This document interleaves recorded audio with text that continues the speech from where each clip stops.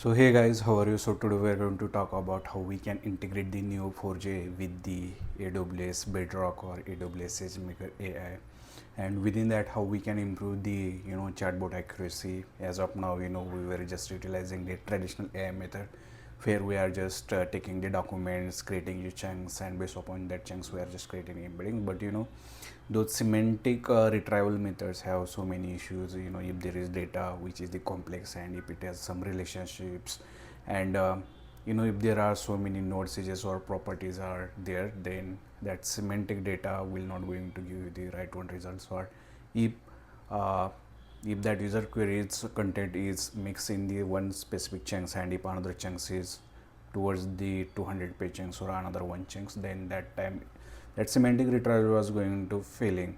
And if there are some questions like how Finn was reborn, or which was the actor of that particular movie or something, so that time also semantic chunking was failing, even if you are applying their keyword searches. So nowadays the latest ones, another method is coming, and it's called as the GraphDB, which is based upon the creating the nodes edges, where that GraphDB represents the nodes are connected by the edges. Means for each name or each entity we will consider as a node, and those entities how linked to the each other. So for that we are calling as a relationship. So relationships are connected with edges, and entities are mentioned by the names, and those are connected with the graph like structure. So if any user is asking any particular questions, then that questions will be converted into the cipher queries. So cipher queries like the SQL queries, but it has some context or similar type of language structures like match, properties, relationships, where how we can define all those things. There we can add the limits and so many things, but it's similar to that SQL one. So based upon that user queries questions, that user query questions will be converted into the that cipher query language, and based upon that it will try to retrieve some results from the GraphDB, and then those retrieved results are passed to the final LLM models, and LLM model will interpret it, and based upon that it will try to give the right one results. Now to improve your RAG system, we will consider the best two approaches, hybrid approaches. Hybrid in terms of we will consider one as a semantic search, as well as we will consider as a keyword graph based search. So first one is semantic, another one is the graph based search methods. And at a time we will whenever user is asking the question, so we will determine that question's intent, if it's the semantic type search or GraphDB search, and based upon that we will try to fetch the content. Let's say sometimes if user questions require both the GraphDB as well as the semantic or vector search, then at a time we will run parallelly those queries.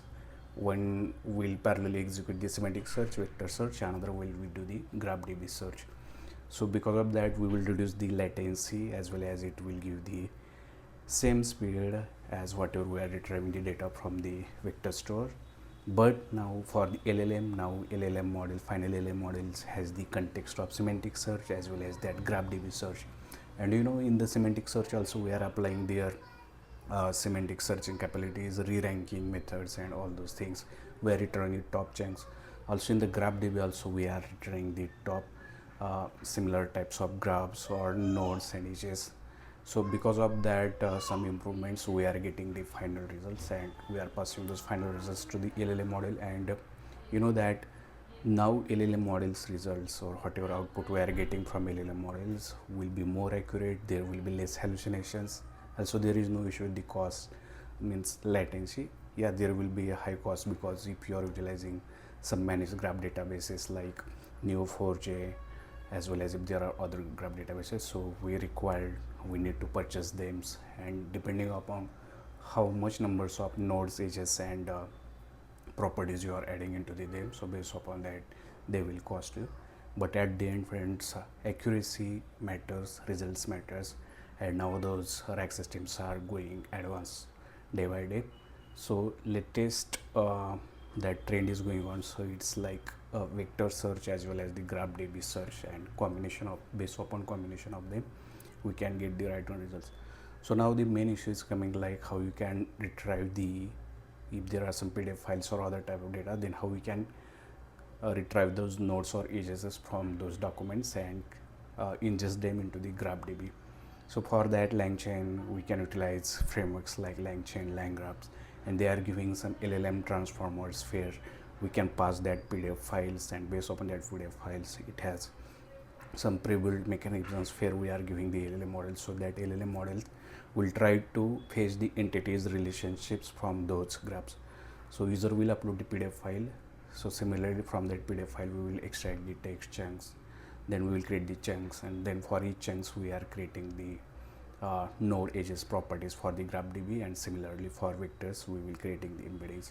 Also in the neo4j, along with the GraphDB means node edges, we can also create the embeddings, and we can store means by creating another separate chunk as a node.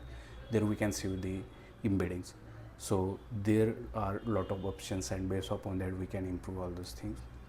So through that LLM graph transformers, it will convert those PDF chunks into the required GraphDB format, and then at the end we have just need to means add those documents to the specific GraphDB. So let me know how many of you have tried this approach, and what are your results, what are your thoughts related to this, and let me know how was this video. So we will create the end-to-end tutorial for this. Already I have created. Here I have utilized the free open source Grok models API key, as well as I have utilized the embedding models from that sentence transforms like mini sentence transformer. Here we are creating the embeddings. Now when user will ask the questions, I have connected this to the neo4j or RDB instance. They are going to provide you the free one version. Just you need to log in.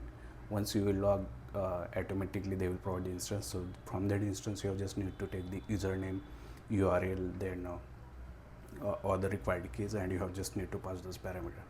So automatically you can create those connections. You can create the Streamlit app. You can create the fast API endpoints. Also in the AWS server, also you can deploy like AWS Agent Core. You can utilize various AWS services, and there you can deploy those models methods into the production level also. So thank you. Bye bye.